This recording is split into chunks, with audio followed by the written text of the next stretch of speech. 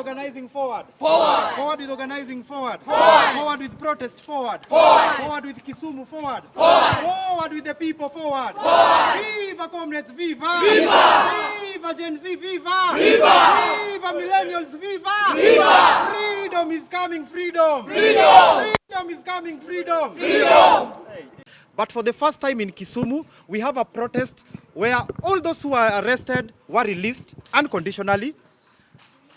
All those who were injured were treated for free by the hospital. And we don't want that to change. We want to ask our police, the police in Kisumu. We have had very elaborate meetings.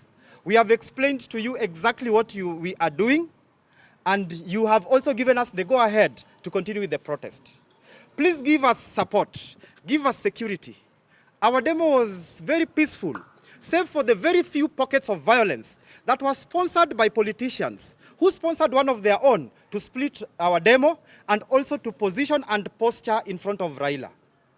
We are telling the politicians of Kisumu that this is a people's protest. Don't come. We will arrest you and hand you over to police.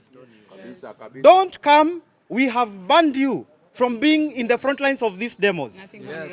You have already lost us. We are trying to find our way back. So don't come now that you are the ones who knows our way back. We don't want you.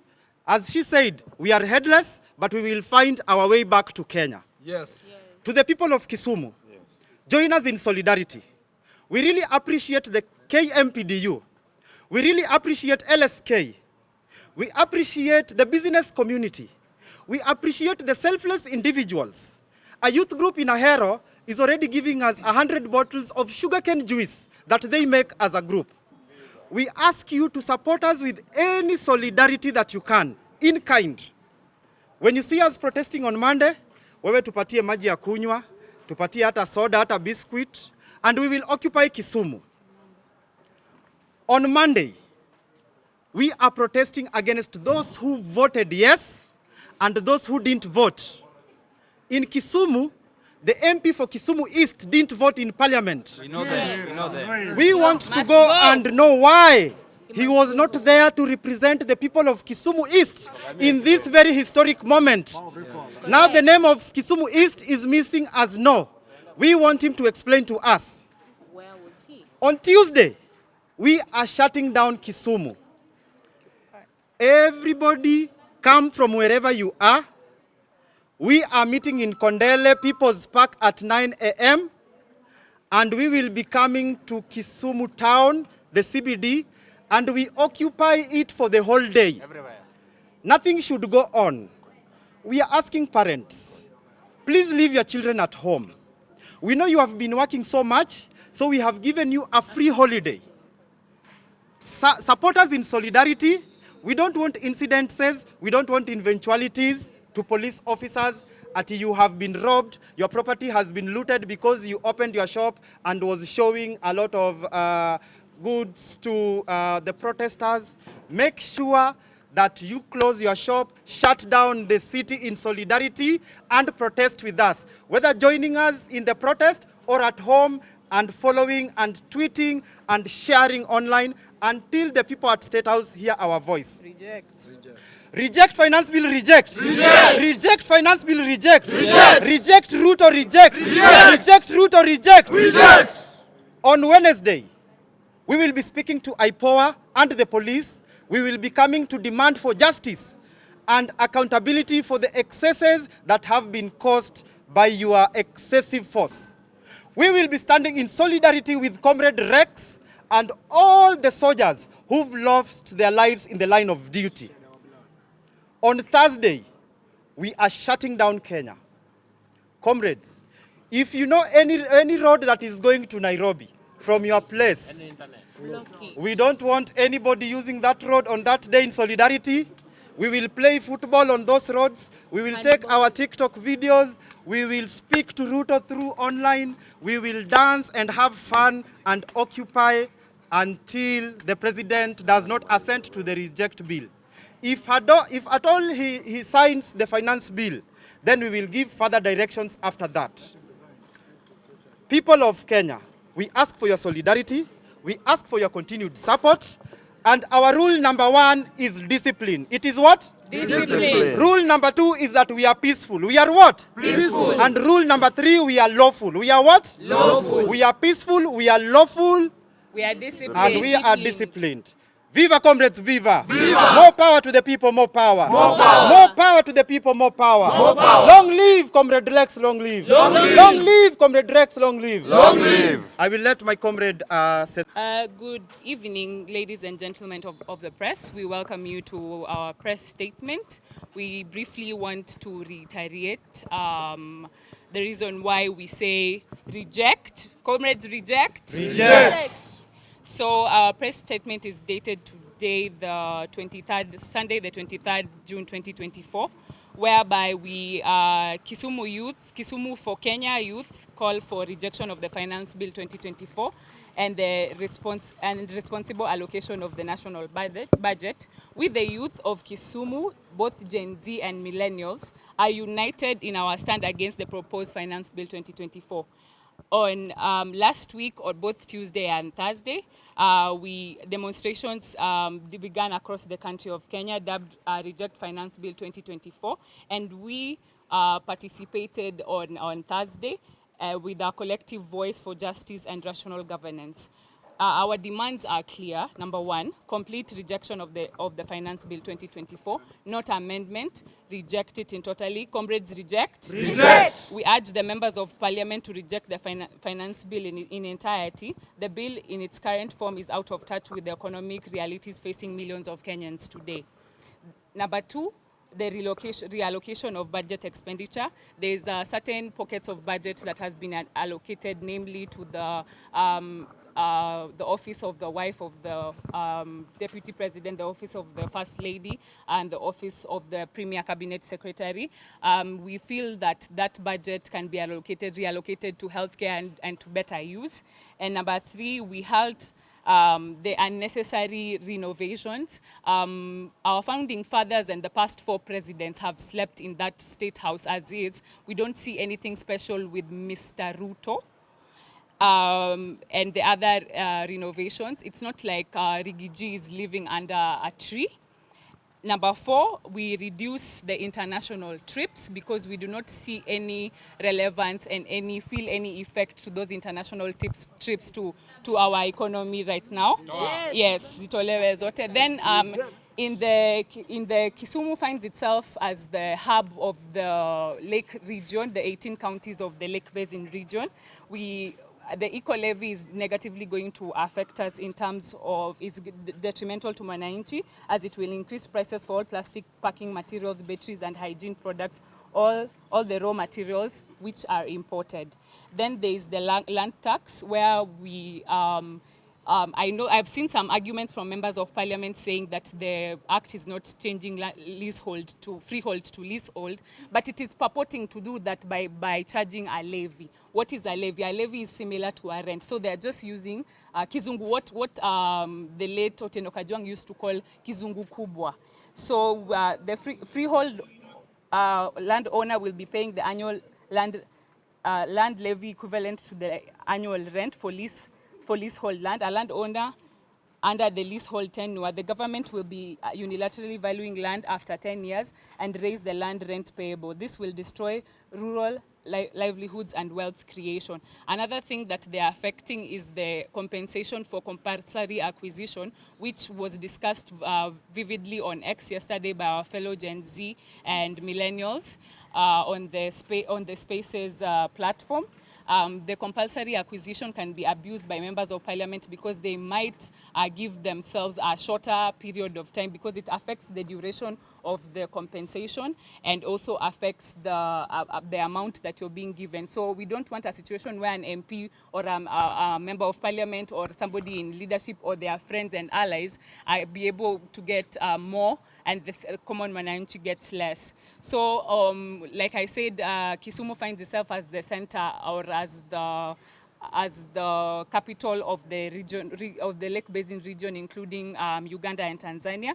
So we find ourselves that Kenya operates within the East African Common Market COMESA and AfCFTA. Any fees, levies, and duties that are imposed by the government of Kenya affect Kenyan products and companies not only as domestic taxes but as drivers of cost competitiveness in the Kenyan market and influential markets like East African Community and COMESA. Again, negative economic market and that interferes with the economic advantage for the Lake region and the Lake Basin. So in this, we call our neighbors within the East African community to join us and reject. We call the fellow colleagues of Mr. Ruto, the presidents of the countries in the East African community, to kindly advise him because he seems to be operating as if wisdom has vacated from State House. And then the final one that affects most of us is the data protection. The Finance Bill 2024 contains provisions that could potentially infringe on our data protection rights. The bill allows for the collective and sharing of personal financial data without adequate safeguards. This contravenes the Data Protection Act, which is designed to ensure that personal data is collected and processed lawfully, fairly, and transparently. We demand amendments to the bill. We demand that the bill is rejected to ensure that our personal and financial data are protected in accordance with our constitutional rights and international data protections. These are just but a few of the issues that we, Kisumu for Kenya, can highlight with regards to the finance. We stand together with the country to reject the bill in totality. Our loyalty is to our country and our future, not to any political party. We unequivocally condemn any association with political parties of both divide, whether UDA, ODM, KANU, past, present, future political parties. We are Gen Z and millennials for Kenya, and we have no leader, so they should stop wasting their time arresting any of us. We are liberators and the second liberators of our nation. We will operate like headless chicken, so they should stop wasting their time abducting and arresting the rest of us. Whether you torture us or you kill us or we bleed to death, we shall move forward, and you will not find any person being led. Yes. We are not being funded by the international community. I came here out of the 30 shillings that Punda imechoka. That's the only amount of money that I could be able to come up here with. So the next thing that we are taking is we add a vote of thanks to the KMPDU, Nyanza, and in Kenya, and doctors at large in the country, the Law Society of Kenya, and my president, Faith Adhiambo, the well-wishers, the comrades, the media, except Nation Media, which is sort of purporting itself to alienate us from our own struggle and trying to put us together as being funded or being supported by other politicians. We acknowledge companies that have taken a stand on reject, namely Uber, iPhone, and KFC. We are taking that other companies, corporates, banks, and financial institutions are sympathizers of a failed system. We give a stern warning to politicians of both divides. And we in this, we want to add the Council of Governors and the county government representation at large. Who are congratulating us and looking for clout. We want to tell them we have not sat for any exams. We don't need their congratulations. They are not spared either. We demand accountability from the Council of Governors. They are part of the problem. We reiterate our position as Gen Z and millennials for Kenya. We call to action to Kenyans to give all politicians of both political divide a total blackout. They should only speak in their houses. They should never be allowed to speak in any public place, be it a public toilet. We warn the country of tactics that the government has been employing, has employed since its inception in the elections. What has been happening in the rural areas, registration of farmers, the widow helping the projects to help widows around, where they collect your IDs and make alternative ID numbers in preparation for the election, so that you find yourself one ID number has two different names and has voted twice. We are aware of everything, and we are going to ask the LSK and the judiciary to do investigations in line with that. We also take into account EACC and IEBC. We will also ask LSK and the judiciary to join us so that both institutions of accountability can be constituted so that they can be able to do their work. The message that we want to send to the president today is that mambo ni matatu. 1, reject. 2, finance. 3, bill. Reject finance bill. Reject. And we are saying that we reject that finance bill in its entirety.